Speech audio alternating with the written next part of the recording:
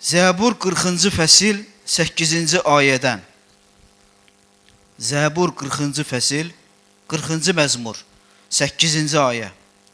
Davud peyğəmbər deyir: Ey Allahım, sənin iradəni yerinə yetirmək mənə zövq verir. Amin. Sən Allahın iradəsini yerinə yetirmək üçün gərək onun qanunlarını biləsən ki, Allahın iradəsi ümumiyyətlə nədir? Davud Deləmun ardicə o sözü deyir. Deyir ki, qanunun qəlbimdədir. Amin. Allahın qanununu bilməsə heç kim, heç vaxt bilməz ki, Allahın iradəsi nədir? Bizə İsa Məsih tanımamışdan öncə özümdən deyim, mən şəxsən elə bilirdim ki, Allahın iradəsini yerinə yetirmək hansısa bir dini yolla getməkdir. Nə bilim, saqqal uzatmaqdır. O, mənim iş yoldaşım var, keçən səfər onun yanına girdim, düz bir kəlməni 70 dəfə təkrarlayır YouTube'da, bu da dayanıb baxır. Mən çölə çıxdım, gəldim, gördüm, hələ orada təkrarlayır, eyni sözü. Mən də elə bilirdim ki, elə bunlardır da Allahın iradəsini yerinə yetirmək. Nə bilim, öz danışığı dəyişib bir cür danışmaqdır. Mən elə bilirdim ki, bunlardır Allahın iradəsi. Amma vaxt gəldi, İsa'nı qəbul elədim. İnanırsınız, həyatımda bir şey baş verdi. Özüm də bilmirəm. Ürəyimə sevgi doldu. Elə bir körpü uşaq oraya gəlin mənə. Abi, mən nə baş verir baxa? Sən demə, İbranilərdə baş verən, yazılan bir ayə var.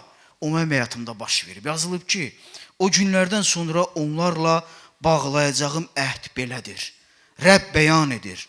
Qanunumu onların ürəyinə qoyub zehinlərinə yazacağam. Bax, İsa Məsihə iman edən bizlərin hər birimizin ürəyinə, qəlbinə Allahımız, Tanrımız müqəddəs ruhu vasitəsilə o qanunları həkk eləyir. Amin.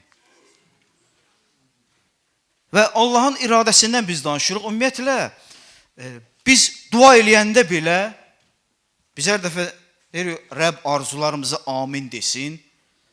Amma biz bir şey də bilməliyik ki, bizim dualarımızın içində var Allahın iradəsinə məqbul olan dua, var Allahın iradəsinə uyğun olmayan dua. Məsələn, əgər mənim tutaq ki, bir evim var, hər cür şəraitim var, mənim heç nə ehtiyacım yoxdur. Amma mən istəyirəm ki, mənim daha böyük bir dənə evim olsun, başqa yerlərdə gözüm gəzir, deyirəm, onun var, mənim niyə yoxdur? Və Allahın ətəyindən yapışıb dua edirəm. Fərq yoxdur, bu maşın da ola bilər, bu pul da ola bilər. Və Allahı narahat edirəm ki, qardaş, mənə ver də bunu. Sizcə bu Allahın iradəsinə uyğun olan duadır? Xeyr, adama deyərlər, o evə möhtac olan insanlar var.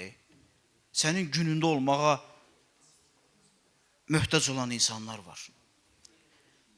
Və bu yaxınlarda həyatımda bir şey baş verdi. Demək, özümdə çox xoşa gəlməyən vərdişlər görürdüm.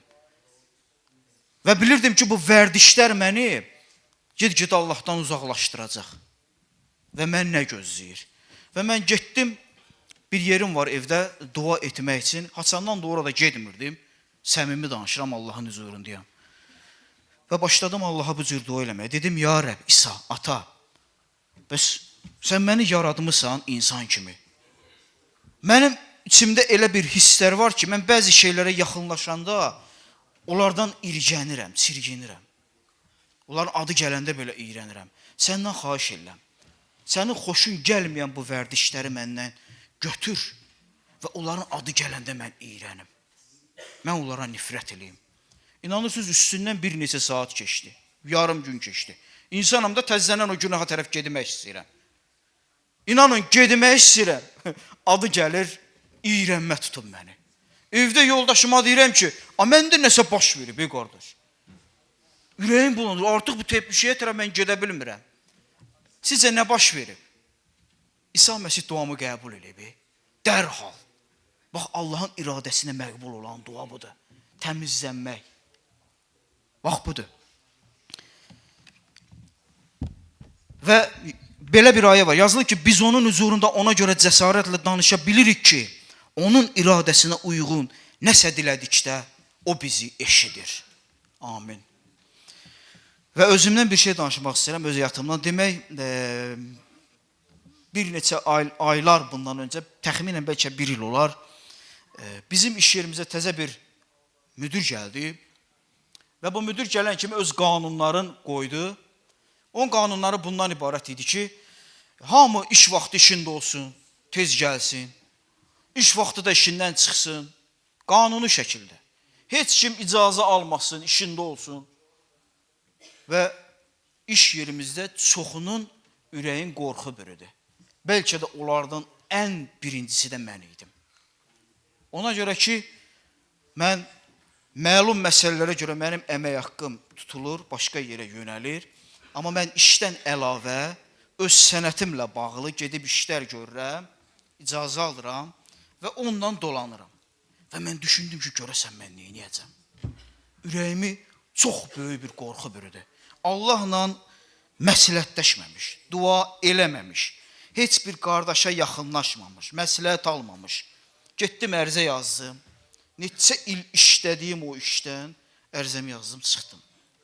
Və gəldim Bakıda Ucqar kətlərin birində öz o sənətimə uyğun yerdə bir iş tapdım. 4 divardan ibarət özümə bir evdə kirayələdim. Kirayəçi də çıxdı, qoca arvaddı, damağında sigaret. Nəsə tutdum o evi, indi işə başlamışam. Kişinin oğlu işə başlayıb. Gedirəm işə, gəlirəm, gedirəm işə, gəlirəm. Heyvan kimi. Ancaq işim bundan ibarətdir. Kimi tanıyıram ki? Bir müddət keçdi, məhəbədə gəlmək istəyirəm, müdür deyir, ara geçsən. İş tökülüb qalıb. Mən sizə işə götürmüşəm ki, sən çıxıb gedəsən. Hara gedirsən? Valla iş tökülüb qalıb. 1 həftə məhəbədə gedmə, 2 həftə gedmə. O şey başlayır məndə problem. Məni, ürəyi Allahın evi ilə, bacı qardaşlarla döyünən övladlar başa düşə bilər, mən nələr çəkirdim. Ürəyimdə elə bir sıxıntı var idi ki, elə bir dərdi var idi ki, bütün bunlar bir yana, həyat yoldaşımdan telefonla danışıram. Telefonla ailə olur? Xeyr, olmur. Təsəvvürünü hər gün Allahın qarşısında deyirəm, ağlamaqdan döşəyim, balışım yamyaş olurdu. Kədər içində, ahzar içində. İndi günlərin bir günü də oturmuşam belə ahzar içində, öz-özümə fikirləşirəm ki, görəsən nə olacaq, ay Allah, niyə mən bu günə qaldım axı? Elə hey Allaha bu sualı verirəm.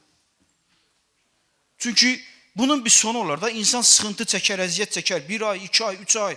Bilərsən ki, 2 aydan sonra çıxıb gedəcəksən deyə və qutaracaq. Amma bilmirsən ki, bunun haçan qutaracaq bu şey. Və günlərin bir gün elə oturmuşam o sıxıntı içində, dərd içində, öz-özümə düşünürəm. Və birdən Allah, inan ona həqiqəti deyirəm, sakit bir səslə ürəyimə belə bir söz gəldi.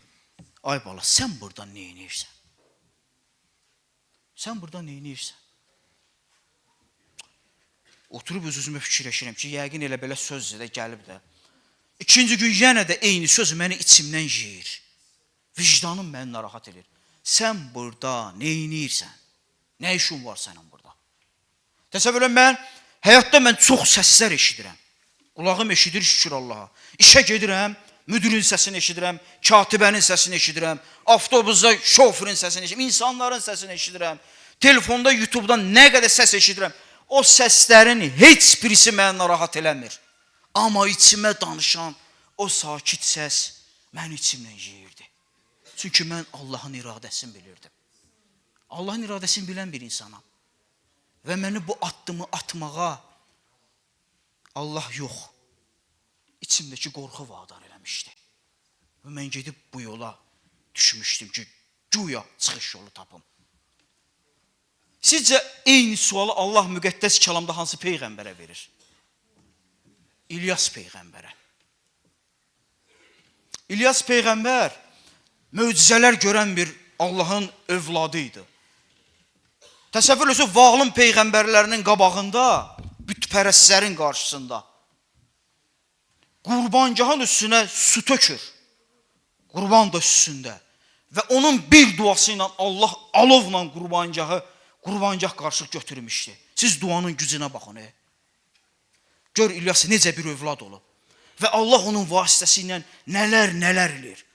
Amma buna baxmayaraq, nədir, padişahın arvadı İzebel qayıdıb deyir ki, ona xəbər göndərir ki, sən mənim peyğəmbərlərimi öldürmüsən, darıxma, sabah səhər göz sən başa mənimlə oynatacaq.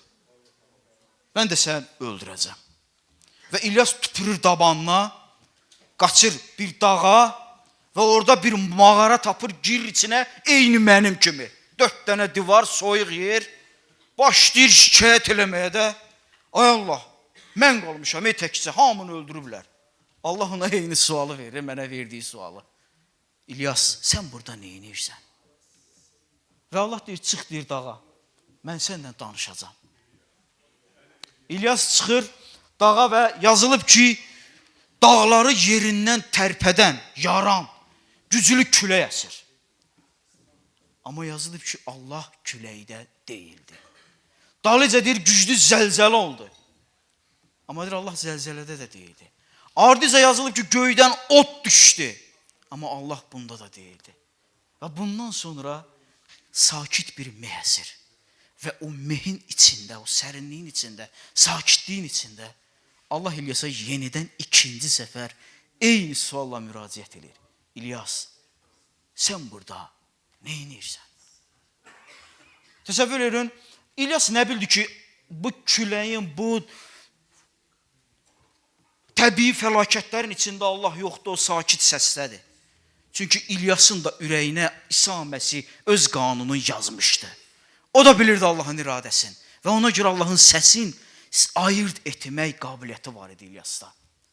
Və Allah İlyasa deyir, sən get Dəməşqə, orada filan kəsi məhs eləyəcəksən və mənim sənə tapşırdığım işləri sən orada görəcəksən. İlyas Allahın sözünə itaət edir və gedir. Təsəvvür edin, mən həmin vəziyyətdə ayağa durdum, öz-özümə fikirləşdim, mənim də yadıma İlyas düşdü. Bir söz neylədim? Yığdım şələşüləmi, inanın, nəyim vardı, hamısını yorğan döşək, nə bilim, qab-qacaq. Getdim müdürlə halallaşdım, hara gedirsən dedim, sağ ol, mən getdim. Gəldim, Xazayka ilə də sağollaşdım, ay bala hara gedirsən, aylığı təzə vermişsən, dedim, qalsın sənə. Allah xeyir dua versin, sənə İncil vermişdim, onu oxuyarsan, çətin günündə. Tüpürdüm davanıma, daban 56 Şirvan. Gəldim, üstündən çox keçmədi, inanın, çox keçmədi. Allah yenidən öz işimə qaytardı. Ondan da yaxşı bir işə qaytardı və yenidən məbədə gediş-gəlişimi də təmin elədi. Amin, şükür olsun İsa'ya. Doğrudan gəlin biz addım atanda, əgər Allahın iradəsini ayırt eləyə bilmiriksə, ruhani qardaşlarımız var, pastorumuz var. Onlardan məsləhət alaq, müraciət eləyək, dua eləyək. Ki, qardaşım, mən belə addım atmaq istəyirəm, ailə qurmaq istəyirəm. Dünyadan birini tapmışam özümə. Nə olacaq mənim axırım? Qoy məsləhət versinlər sizə. Həqiqəti deyirəm, öz başımıza heç vaxt addım atmayaq. Əgər Allahın iradəsidirsə, Allah bizi çətinliyə salar, zindana salar ki, biz gedib oradakı insanlara İsa Məsihdən danışaq. Və Allahın əgər iradəsidirsə, bizim içimizdə istəyi varsa, həqiqəti deyirəm, Allah bizi zindandan belə çıxardar ki, biz çıxaq çöldə insanlara İsa'dan danışaq, onun iradəsini yerinə yetirək. Bu həvarilərin həyatında baş vermişdi. Həvariləri bir gün tutmuşdular, İsa'dan danışdıqlarına görə ümumi zindana salmışdılar ki, səhər açılan kimi onların xalqın hüzurunda məhkəməsini eləsinlər, oradan da başlarına nə gələcək Allah bilir. Hara göndərəcəklər Allah bilir. Və belə də eləyirlər, onları tuturlar, zindana salırlar. Və gecənin bir yarısı Allahın bir mələyi bunları oyadır, abala durun ayağa. Sizin yeriniz buradır. Burada nə işiniz var? Sizin yeriniz o deyil, gedin məbəddə durun. Və insanlara məbəddə yeni həyatla bağlı müjdəni bəyan edin. Allahın iradəsini yerinə yetirin. Sizin yeriniz zindan deyil. Həvarilər zindandan çıxır və mələyin onlara dediyi kimi başlayırlar insanlara səhər tezdəndən, nətər deyərlər, şehli İsa Məsihdən danışmağa. Xidmətçilərdən biri gəlir ki, bu həvariləri tutsun da, geçsin, çıxartsın bunları, aparsın məhkəməyə. Gəlib görür, mühafizəçilər yerində, əskərlər yerində əli silahlı, qapı qıfıllı, bulomlu. Baxanda görür ki, həvarilər yoxdur. Tez bir nəfər gəlir, xəbər gətir ki, sizindir zindana saldığı insanlar ki var, ha. Gedib insanlara müjdə eləyirlər, xəbəriniz var. Bunlar isə qorxuya düşürlər, bu sadukeylər, fariseylər, o vaxtın din xadimləri öz-özlərinə sual verirlər ki, görəsən bu işin axırı necə qutaracaq? Və gəlirlər onlara deyirlər ki, sizə bu adla danışmağı biz qadağan eləmədik. Həvarilər orada onlara çox gözəl, tutarlı bir cavab verir, sualla müraciət edirlər. Deyir, doğrusun siz deyin, deyir. İnsana ibadət eləmək yaxşıdır, yoxsa Allaha? Gəlin biz bu günləri özümüzə sual verək. Biz kimə ibadət edirik?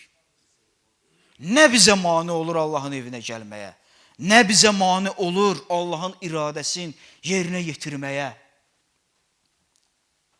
Bilirsiniz, o çətinliklər həmişə olub olacaq da.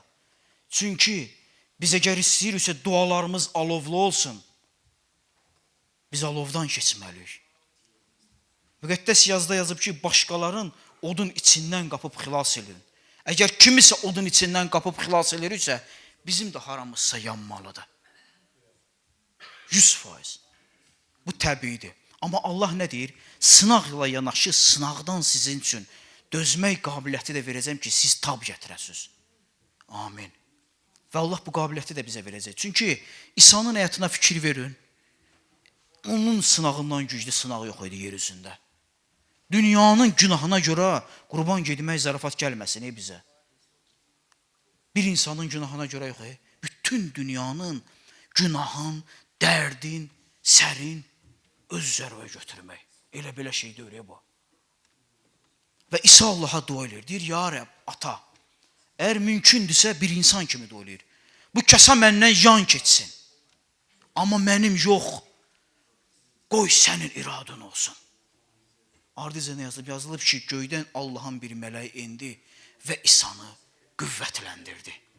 İsa Məsihi qüvvətləndirən Rəbb bugün bizi də qüvvətləndirməyə qadirdir. Ona görə gəlin güclü qüvvətli olağın.